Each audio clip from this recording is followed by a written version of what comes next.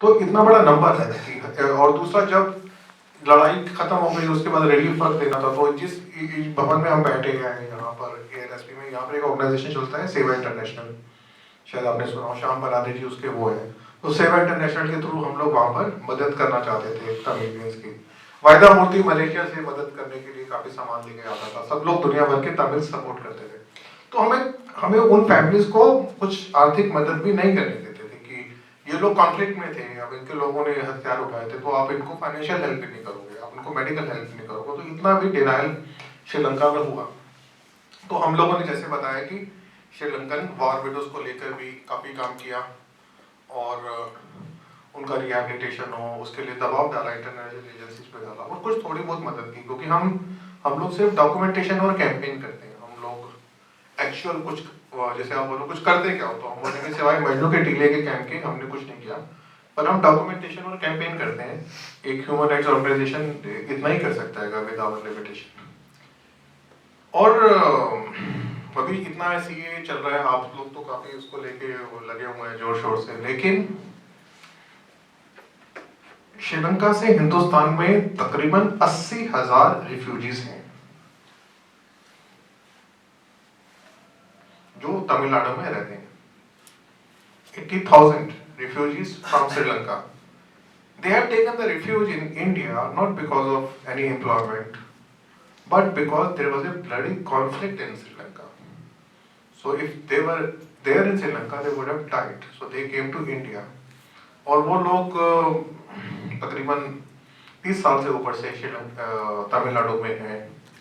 और अभी फिर हमारे संगठन तकरीबन 10 बरस से श्रीलंकन रिफ्यूजीज की सपोर्ट में काम कर रहे हैं। हम बोलते हैं कि आप इनको नागरिकता दे दीजिए, और उसके लिए इनका क्या कसूर है, क्योंकि वो लोग बहुत दिक्कत से आए थे और वो इतने सालों से हिंदुस्तान में हैं। अब वो वापस जाना भी उनके लिए मुश्किल हो जाएगा। तो अभी भारत सरकार ने हमारी बात मानी नहीं है। अभी हम सोच रहे थे कि इस कानून में भी शायद उनको कुछ राहत मिल जाएगी, पर अभी तो मिली नहीं है। तो ऐसे लोग ये काफी परेशानी में रहते हैं। थोड़ा थोड़ा सा मैं इंडिकेशन दे रहा हूँ, फिर लोकल इश्यूज पे आ जाएंगे, तो इसलिए बोर तो नहीं हो रहे? हाँ, तू तो सो रहा था अभी। हाँ, मत मारो, कोई बोर होगा ना तो आराम से चले जाना बाहर, या वैसे हाथ ऊपर कर देना, मैं चुटकुला सुना दूँ। ठीक है, तो आगे चले। श्रीलंका हो गया, बांग्लादेश चलते हैं। और अभी बांग्लादेश में तो काफी कॉन्फ्लिक्ट है, और मैं अब दो चीजें आपसे डिस्कस करूंगा, बांग्लादेश में माइनॉरिटीज और हिंदुस्तान में बांग्लादेश। दो चीजें अलग हो गई। बांग्लादेश की माइनॉरिटीज अराउंड कहते हैं कि 23% थी उस समय में। 71 की वॉर, तो काफी लोग माइग्रेट हुए, तो पॉपुलेशन कम हो गई, वो 10-12% के आसपास। कितनी है किसी को नंबर का मालूम नहीं है। वहां पे भी ये जो चीजें हैं कि किडनैपिंग होना, फोर्स मैरिजेस और टेम्पल्स, लेकिन वहाँ पॉपुलेशन काफी है, जैसे ढाका वगैरह में अच्छी खासी पॉपुलेशन है, तो वहाँ पे दुर्गा पूजा वगैरह होती रहती है। सर मैंने सुना था 75% पॉपुलेशन थी ढाका में। हाँ, प्री पार्टीशन तो रही थी। लाहौर में भी तो 60 से 60% थी हिंदुओं की पॉपुलेशन, लाहौर में भी इतनी थी, इसलिए वो बात नहीं है। पर वहाँ भी ये जो पाकिस्तान में है, लेकिन उतनी डिग्री तक नहीं, उससे काफी कम, लेकिन किडनैपिंग्स वगैरह होती हैं अभी भी लड़कियों के साथ। बुद्धिस्ट जो मॉनेस्ट्रीज हैं उनको वेंडलाइज करने का इंसिडेंट हुआ अब से 4-5 बरस पहले। आप मेरे फेसबुक पेज पे भी आओगे तो आपको मिलेगा। तो तकरीबन 5,000 लोगों ने, वो कोई ना कोई कहानी बना लेते हैं कि भाई इन्होंने ऐसा बोला, ब्लास्फेमी का बताया, कुछ बनाया, तो पूरा वेंडलाइज कर दिया। तो हमने दिल्ली में डेमोन्स्ट्रेशन किया श्रीलंकन हाई कमीशन पे, सॉरी बांग्लादेश हाई कमीशन पे। उसमें 16 देशों के तकरीबन 36 मॉन्क्स आए। और बुद्धिस्ट में क्या है कि सबके कलर अलग होता है, सबका सेम कलर नहीं होता। तो उस डेमोन्स्ट्रेशन में 14-15 कलर्स के लोग थे। तो हमने जो थे बुद्धिस्ट इन बांग्लादेश के सपोर्ट में भी डेमोन्स्ट्रेशन भी किया, हमने कॉन्फ्रेंस भी की। हम बांग्लादेश को लेके भी 2 ग्लोबल कॉन्फ्रेंसेस भी कर चुके हैं। तो वो लोग भी काफी दिक्कत में है, तो वो हिंदुस्तान में भी आते हैं। और हिंदुस्तान में आते हैं तो अभी तकरीबन अभी ये जो हुआ था, ये क्या बोलते हैं, एनआरसी, सॉरी असम में एनआरसी हुआ ना।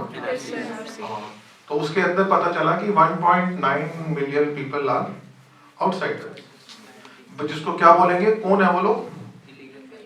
हाँ, पर वो कौन है और वो है कौन? Illegal migrants. लेकिन वो कौन है कौन वो लोग, कहाँ के हैं वो? हाँ नहीं बांग्लादेश। हाँ, वो आप क्या कहते हो, रोहिंग्या से। चलो तो आते हैं अभी जीके। मेरे को जीके मेरी बड़ी खराब है, लेकिन इतनी नहीं खराब है जितनी तुम्हारी खराब है।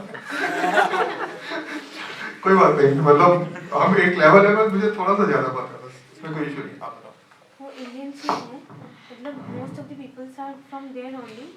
अब ये इंडियंस हैं या बांग्लादेशी हैं? मतलब they don't have documents, right? Documents they don't have because they have to prove their grandfathers and sisters by the documents, and they don't have the documents. So that's why they were just names were excluded. Yeah, names were excluded from their list form, and the list which were given to them that they were called as illegal migrants were, yeah, as you have said, measured 1.9 millions. तो अब इतना बड़ा number हो गया, ठीक है। तो अभी कानून भी बना है, अब आप लोग, आपके साथी लोग काफी उसके लिए वो कर रहे हैं, लेकिन आप कुछ और सोचते हैं। क्योंकि हमने अभी पिछले इसी साल के अंदर, आई थिंक जनवरी में, मेरे फेसबुक पेज पे आना आपको मिलेगा, हमने कॉन्फ्रेंस की the crisis of citizenship and statelessness in India. पहले असामी से ऐसा था कि वो मतलब वो कह रहे थे असामीज कि हमें एनआरसी आप ले आइए, अब वो पछता रहे हैं। अब वो आप देखते हैं अभी। तो हमने कॉन्फ्रेंस क्या की, तो कॉन्फ्रेंस का टाइटल क्या था, कौन बताएगा? The crisis of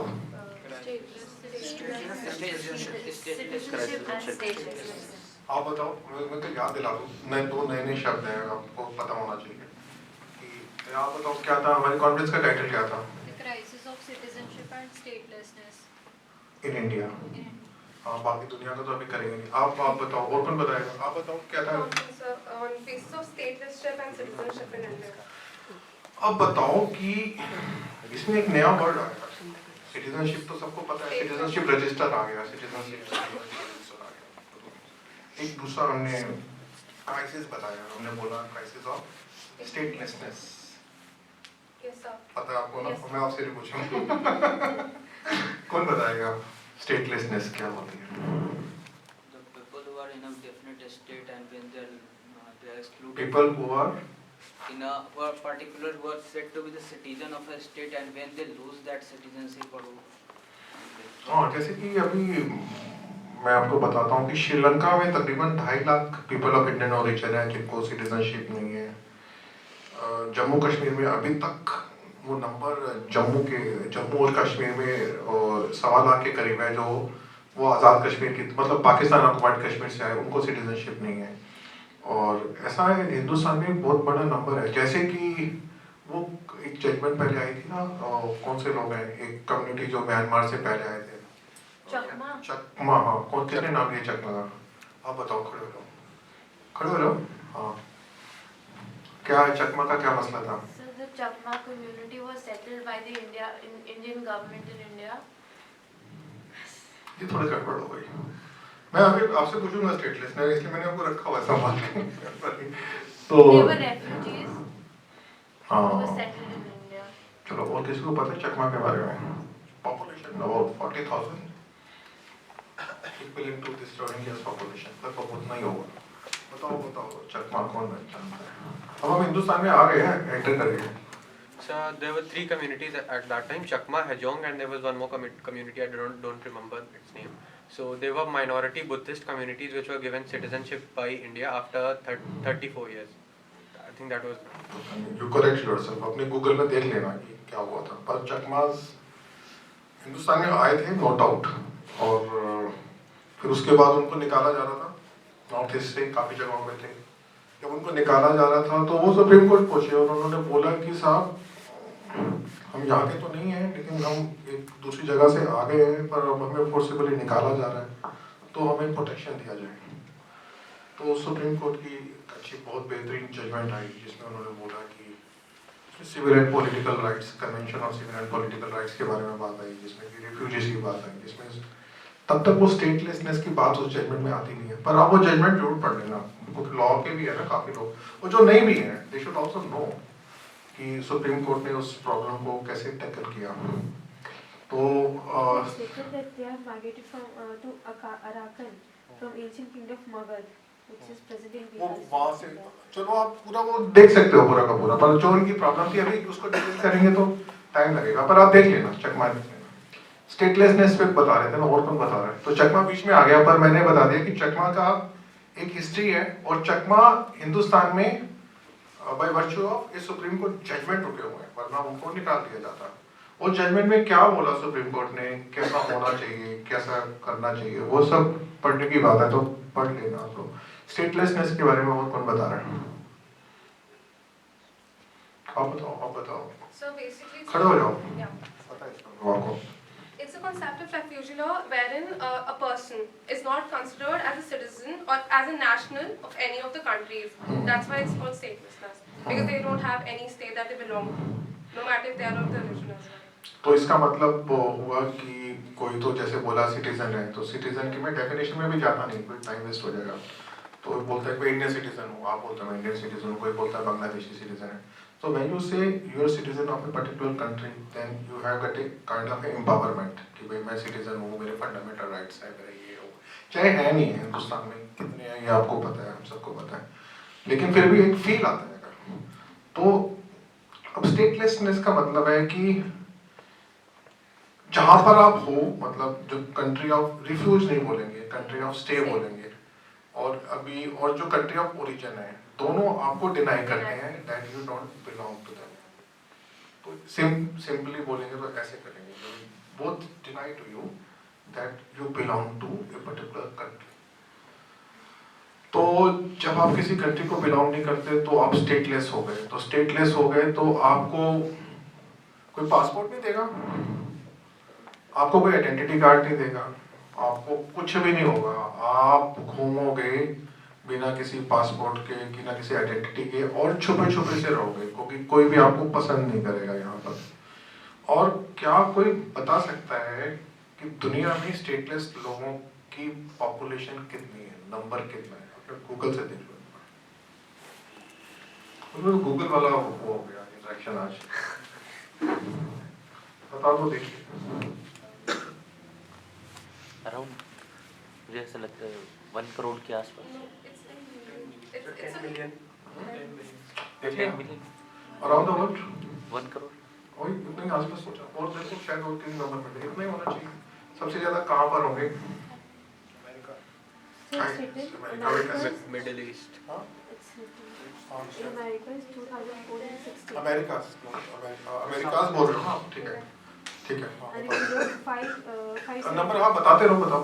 570,534 registered. थोड़ा In धीरे Af- धीरे, तुम तो मुझसे तेज बोलो। In Africa, 715,089. Middle East and North Africa, 372,461. Number बताओ, 372 469 कितना बैठा? They were considered as stateless number persons. बोलो, कितने लैक्स बैठे? 370 जो बोला ना आपने। 37 lakhs. नहीं 37 लाख नहीं होगा, देखो ध्यान से देखो। Sorry. 3 लाख 3,72,461. कहाँ का है बताया आपने? Middle East and North Africa. ये सबसे ज्यादा नंबर हुआ? Yeah. उससे ज्यादा कहीं पर है क्या? In Africa, it is 7,15,089. आगे चलो, और देखो सबसे मैक्सिमम नंबर किस कंट्री में है? Asia and the Pacific, 1.582 million registered. 1.582 million registered. They were considered as stateless persons. चलो, एनीवे तो ये एक क्राइसिस हो गया पूरा का पूरा, और इस वक्त अगर देखा जाए तो as per the list of Assam, now India is having the maximum population of stateless people in the world.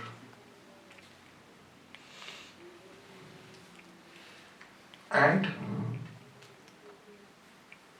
we have no policy or law how to handle these people, and they are the most deprived population in the world. ठीक है, अब इनको छोड़ देते हैं, आगे चल पड़ते हैं। तो एक बता रहा हूँ कि हम ऑर्गेनाइजेशन क्या क्या कर रहे हैं, ये बता रहा हूँ आपको। तो अब इसको कैसे हैंडल करने वाले, तो हम 1 साल पहले इस पे आ चुके हैं, हमारे सरकार को बार बार लिख रहे हैं कि साहब आप कुछ करो इसके बारे में। आफ्टर ऑल क्योंकि क्या होगा कि Bangladesh may or may not accept them. So you have to deal with this population. तो वो कैसे होगी कि ह्यूमन राइट क्राइसिस सीरियस हो सकता है इस देश के अंदर, हाउ होने वाला है। और उसके अलावा जो हम लोग काम करते रहते हैं वो डोमेस्टिक वर्कर्स, अब सबके घर में डोमेस्टिक वर्कर्स हैं, आप खड़े हो जाओ, आपके घर में है, क्या करती है वो, कितने पैसे देते हैं उसको, सारा दिन घर में रहती है। अच्छा, और जो पार्ट टाइम आते हैं उनको कितने पैसे मिलते हैं। तो हमारे ऑर्गेनाइजेशन ने इंटरनेशनल लेबर ऑर्गेनाइजेशन के साथ मिलकर, ILO जिसका नाम है, तो हमने कैंपेन चलाई जिसमें हमने बोला कि इन सबको मिनिमम वेजेस मिलने चाहिए। मिनिमम वेजेस कितने हैं अभी दिल्ली के अंदर, किसी को मालूम है? मिनिमम वेजेस दिल्ली में कितने हैं? 500 5 or 600 पर डे। डे। हाँ, इतना ही पता, 17,000 रुपये अब तक केजरीवाल ने 17,000 रुपये कर दिया, 17 से 18 19,000 रुपये। तो हमने डिमांड किया कि डोमेस्टिक वर्कर्स को मिनिमम वेजेस मिलने चाहिए। उसकी कैंपेन चलाई पूरी, जिसके अंदर जैसे मैंने बोला डॉक्यूमेंटेशन कैंपेन चलाई। तो इंटरनेशनल लेबर ऑर्गेनाइजेशन की कन्वेंशन थी, उसके हिसाब से इंडिया सिग्नेटरी था। सिग्नेटरी होने के बावजूद इंडिया में कहीं पर भी इसको लागू नहीं हो रहे थे। और फिर हमने बोला कि स्टेट को भी बोला कि आप भी इसको लागू करो। तो अभी तक किसी स्टेट में लागू नहीं हुआ, लेकिन अब ये हो गया कि हाँ ये मतलब हिंदुस्तान सिग्नेटरी है, तो हर लोगों ने अपना अपना बोला कि हम करेंगे, पर अभी कर नहीं रहे। दिल्ली सरकार भी कर नहीं रही है, किसी भी जगह पे ये हुए नहीं है। तो अगर इनको मिनिमम वेजेस मिलते हैं सबको, तो एक डोमेस्टिक वर्कर को तकरीबन 15 से 20 हज़ार रुपया महीना मिलना शुरू हो जाएगा, जिससे भारत एक बहुत ही गरीब देश है। तो इस गरीब देश के अंदर अगर जो लेडी या जो भी मेल काउंटर पार्ट है उसको 15,000 रुपये डोमेस्टिक वर्कर के तौर पे मिलते हैं, तो उनके बच्चों का एजुकेशन, उनके बच्चों की हेल्थ, ये सारा कुछ इम्प्रूव होगा। तो इसका एक कैस्केडिंग इफेक्ट बहुत ज़बरदस्त पड़ता है। और डोमेस्टिक वर्कर्स का नंबर आपको मालूम है कि हिंदुस्तान में कितना होगा? वो ये मिलियन जो अभी स्टेटलेस वाले बोल रहे थे, उससे बहुत दुगना तिगना जाके वो नंबर हो सकता है। तो उसको भी हमारे ऑर्गेनाइजेशन ने, अभी हमने इतना ले आए हैं कि होना चाहिए, हुआ नहीं है, तो कोशिश कर रहे हैं कि उसको हो जाए। सर, और एक प्रॉब्लम में तो आ सकती है, जैसे अगर किसी पर्सन की वेज ही होगी 20 to 30,000 और वो अपने मेड को डोमेस्टिक वर्क, मैं ऐसे बोला ना, जो कि पूरे समय काम करेगा, पार्ट टाइम तो लोग रहेंगे नहीं, तो वो जो होगा तो वो पार्ट टाइम कराएगा जिसके पास पैसा होगा। तो लेकिन डोमेस्टिक वर्कर्स को भी, जब आप वर्कर्स को मिनिमम वेजेस इंश्योर करते हैं, क्यों वर्कर्स को मिनिमम वेजेस इंश्योर करते हैं, कोई बता सकता है क्या? मिनिमम वेजेस एक्ट का नाम सुना हुआ है क्या? किसने सुना हुआ है? क्या होता है और क्यों होता है वो? आप बताओ, मिनिमम वेजेस एक्ट का नाम सुना है? क्या होता है वो? सर, इसमें कोई भी वर्कर होता है उसके एक मिनिमम वेज सेट किया जाता है सो दैट उसकी बेसिक लिविंग नीड्स फुलफिल हो जाए। क्यों करते हैं? क्योंकि उसकी फैमिली है, उन सबको बेसिक तो कुछ खाना चाहिए ना, ताकि हम लोग जिंदा रह सकें, लोग जिंदा, लिविंग वेज जिसको बोलेंगे, जिंदा रह सकें। तो उसमें हाउस रेंट भी होता है, उसमें जो क्या पड़ता है वेरिएबल डे रेंटनेस अलाउंस, वो सब चीज़ें भी होती हैं। तो वो मिनिमम वेज वर्कर्स को भी मिलना चाहिए, और वो मिनिमम वेज हमने बोला कि डोमेस्टिक वर्कर्स को भी मिलना चाहिए। तो उसमें हम काफ़ी सफल हो गए, लेकिन इसलिए सफल हो गए क्योंकि हम लोग इंटरनेशनल लेबर ऑर्गेनाइजेशन के साथ काम कर रहे थे। इसके अलावा हम इंटरनेशनल लेबर ऑर्गेनाइजेशन के साथ फोर्स लेबर के तौर पे भी काम करते हैं। आपको फोर्स लेबर के बारे में मालूम है क्या होता है? क्या होता है? क्या होता है? Forced labor are those which do not want to work but they are put in a circumstances to work. Something that happens, manual scavenging. हाँ, खड़े होके बताओ। हाँ, बिल्कुल सही कह रहे हो, ये सही कह रहे हो। Something like you are not willing, not force, but you are not willing to work, but your circumstances are compelling you to do something. Casteism. और हाँ Casteism. हाँ, कास्टिज्म फोर्स लेबर नहीं बोलेंगे। Even casteism creates a situation wherein Dalits are forced to undertake employment. ठीक है। Manual scavenging. हाँ, मैं अभी उस पर आता हूँ, स्कैवजिंग के बारे में। हाँ, क्योंकि मैं बता रहा था कि मैं सोच रहा हूँ कि हम काफ़ी कुछ करते रहते हैं, तो मैं इतना कुछ बता पा रहा हूँ। फोर्स लेबर संविधान में भी कहीं पर 23. हाँ क्या है 23 आर्टिकल 23 क्या है बताइए। 23 क्या कहता है पढ़ना जरा। Prohibition of traffic in human beings and forced labor. तो हम लोगों ने फोर्स लेबर के ऊपर भी काफी काम किया हुआ है, फोर्स लेबर इन इंडिया, तो ठीक है। और बिल्कुल वही है जैसे कि मैं एक पेट्रोल डलवाने गया तो आदमी जैसे रोज आप डलाते हो गाड़ी में तो आपकी दोस्ती हो जाती है उस आदमी से। मैंने बोला कितने पैसे मिलते हैं तेरे को, तो वो बोला जी मेरे को तो 8,000 रुपये मिलता है। तो मिनिमम वेजेस तकरीबन 12,000 रुपये था, पुरानी बात बता रहा हूँ।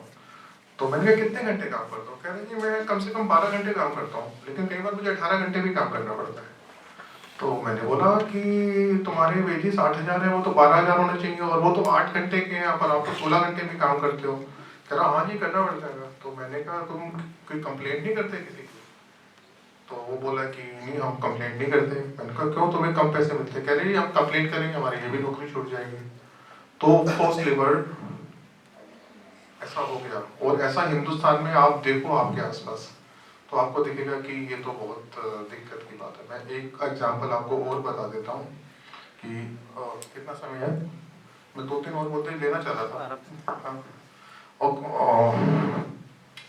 जैसे कि हमने हमारे ऑर्गेनाइजेशन हम जैसे हमें लगा कि फोर्स लेबर में हम जो कि काम करते हैं, तो हमने लगा कि इंडस्ट्रियल एस्टैब्लिशमेंट में क्या फोर्स लेबर मतलब force labour if you are giving someone less than the minimum wages then it is a kind of a force labour, देने आपको चाहता है। तो हमने एक दिल्ली सरकार को चिट्ठी भेजी।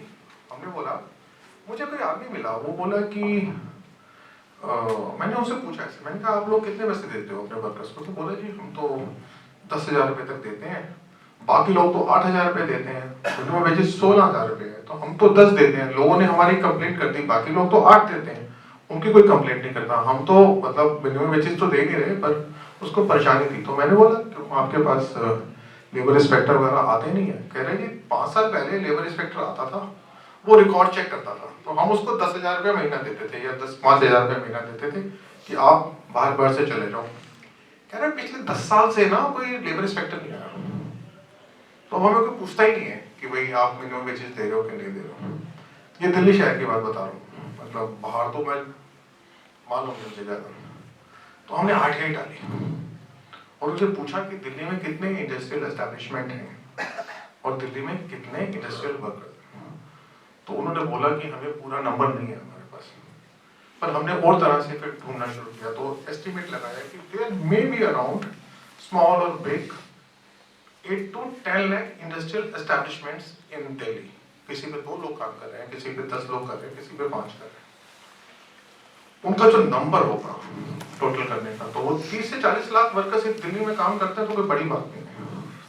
तो हमने पूछा कि इनके ऊपर जो वेलफेयर लेजिस्लेशन है कौन सा है, जैसे कि मिनिमम वेजेस एक्ट है और कौन सा है वेलफेयर लेजिस्लेशन।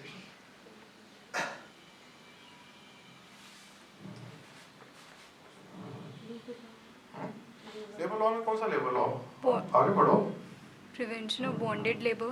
ओके गुड, वो भी वेलफेयर लेजिस्लेशन है। आगे चलो, इंडस्ट्रियल डिस्प्यूट एक्ट और मिनिमम वेजेस एक्ट की भी बात ही करें। Maternity benefit act, provident fund act, payment of bonus act, employee state insurance act. Insurance हाँ? है, इंश्योरेंस एम्प्लॉय स्टेट इंश्योरेंस, ये सही बोला ना, employee state insurance. Workman compensation act.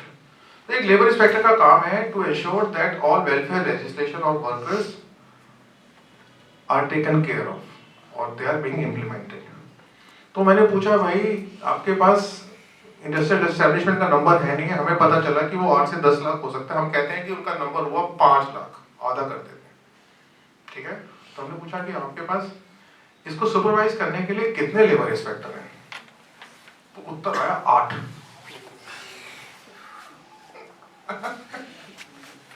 8 को विभाजित कर दो, देश जैसे विभाजित हुआ था, कितने से करें? 5 से करें, 6 से करें, 8 से करें, आपकी मर्जी है।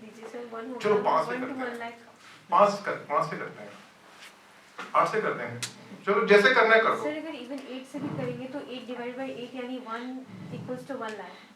तो 1 लाख वर्कर्स के ऊपर एक labour inspector to ensure the compliance of the welfare legislation which are the basic human rights of the workers who are working, who are not 1 lakh industrial units पे। नहीं, मैं वर्कर्स पे, हाँ yes you are right, sorry आप सही हो, आप बहुत तो अभी आते हैं इंडस्ट्रियल यूनिट पे, फिर वर्कर्स पे आ जाते हैं। अभी तो आसान हो गया, हिसाब आसान हो गया, क्योंकि मेरा हिसाब मैथमेटिक्स खराब है तो मैं आसान में ही समझता हूँ, तो आसान में ही समझा दिया। तो इंडस्ट्रियल मैंने बोला इसलिए इंडस्ट्रियल एस्टेब्लिशमेंट कम कर देते हैं, हम 4 कर देते हैं, 4 लाख कर देते हैं, और 8 इंस्पेक्टर है, तो एक पे कितना बढ़ गया? 50,000 पड़ा। आप लगा लो ना हिसाब, मेरे को तो लगाना नहीं आता, मेरे को वर्कर्स पे 5 लाख, अभी इंडस्ट्रियल एस्टेब्लिशमेंट में आता है 4 लाख है तो 50,000, और एक में अगर 4 भी काम कर रहे हो तो वर्कर्स उस हिसाब से 5 और 20 लाख कर देंगे, वैसे ज्यादा है तो 20 लाख मान लेते हैं। तो वर्कर्स इतने सारे, तो एक आदमी के पास 50,000, तो कितने दिनों में नंबर आएगा उसको? एक दिन में मान लो वो 10 एस्टेब्लिशमेंट कवर करेगा, और वर्किंग डेज हैं सिर्फ 5, और सरकारी छुट्टियां, तो कितने दिन लगते हैं बताइए? आप बताओ, मुझे तो हिसाब दिया था 20 से 25 साल लगेंगे, जस्ट इन केस सारे खुले रहे और नए ना। आप 25 महीने बोल रहे हो, साल बोल रहे हो? साल, एक मतलब लेबर मैं मान के इंस्पेक्टर चल रहा को, हूँ साल में 200 वर्किंग डे। हाँ ठीक है, 200 ही होते हैं, हाँ हाँ क्योंकि वो छुट्टियां भी तो लेता है ना अपनी। हाँ तो 200 वर्किंग डेज के हिसाब से साल में वो अगर रोज 10 विजिट कर रहा है तो सिर्फ 2000 कर पाएगा इंडस्ट्रियल यूनिट। तो मतलब ये दिल्ली है, भारत की राजधानी है। आप यहाँ पे भारत के चीफ जस्टिस बैठते हैं, यहाँ पे भारत के प्रधानमंत्री बैठते हैं, गृह मंत्री बैठते हैं, हर बड़ा आदमी यहाँ बैठता है, और hub of exploitation of the poor workers, जहाँ पर आप exploit, you are free to exploit, free to exploit है। आपको चेक करने का मैकेनिज्म फेल हो गया है। तो एक सीरियस ह्यूमन राइट क्राइसिस जो है वो मतलब अमंग्स द वर्कर्स, मैं अब उसमें नहीं जा रहा कि जिसमें कॉन्ट्रैक्ट वर्कर्स बेचारे, जो दूसरा आदमी 50,000 में काम करता है, वहीं कॉन्ट्रैक्ट वर्कर्स उसी काम को 10,000 में करता है, तो जो डिस्क्रिमिनेशन आता है। अभी किसने बोला था ना, कॉन्ट्रैक्ट लेबर एबोलिशन एक्ट में किसने बोला? कॉन्ट्रैक्ट एक एक्ट है, contract labour abolition act, contract labour abolition and regulation act, शायद 1956 का है। तो उसमें बोलता है कि भाई जो काम कर रहे हैं सबको समान वेतन मिलना चाहिए, पर दिल्ली में और आसपास के एनसीआर के अंदर 2 तरह के वर्कर्स काम करते हैं। एक परमानेंट अपॉइंटीज हैं जिनको उसी काम का 50,000 रुपये मिलता है, एक कॉन्ट्रैक्टर्स है जिनको उसी काम का 15,000 रुपये मिलता है, और उनकी वो भी नहीं है। वर्कर्स को क्या जाना, मैं तो DU के आप हो ना, मैं दिल्ली यूनिवर्सिटी के ना बोर्ड का मेंबर हूँ और एग्जीक्यूटिव काउंसिल का मेंबर भी हूँ। दिल्ली यूनिवर्सिटी में सबसे बड़ा क्राइसिस क्या है आज की डेट के अंदर? टीचर्स के लिए अनएम्प्लॉयमेंट, एडहॉक टीचर। एग्जैक्टली, क्या है ये प्रॉब्लम, क्या है? बहुत सारे टीचर्स जिनकी एट अ टाइम क्वालिफिकेशन वो नहीं थी जो परमानेंट टीचर्स की होनी चाहिए थी, तो उनको एडहॉक एम्प्लॉयमेंट दे दिया गया so that they can cover classes. If it was true, it was okay. Yeah. But at the time of appointment as a ad hoc teacher, they were having all the required qualification which a permanent teacher should have. So out of the around 9,000 teachers teaching strength of Delhi University, there are 4,500 ad hoc teachers. And for ad hoc teachers, there is no provident fund, there is no insurance, state insurance, there is no sick leave, there is no earned leave. There are about 2,000 women working as ad hoc teachers in Delhi University. They don't get married. Even if they are married, they don't conceive because there is no maternity leave available to 4,500 qualified PhD holder, net clear teachers in Delhi University. So what they do? They plan that they should not get this pregnant. They delay it for 1 year, that after 1 year I may get a job, permanent job. Because once you take a leave, you lose your ad hoc appointment. We have seen the teachers who are coming to the college till the last date of delivery and then rejoining within 3 days thereafter. So in one way we are having a very, very progressive maternity benefit act in India for government employees. They have about say 1 year maternity leave. Even the maternity benefit act, they say 3 months of. But despite that maternity leave, which is available to almost all the workers in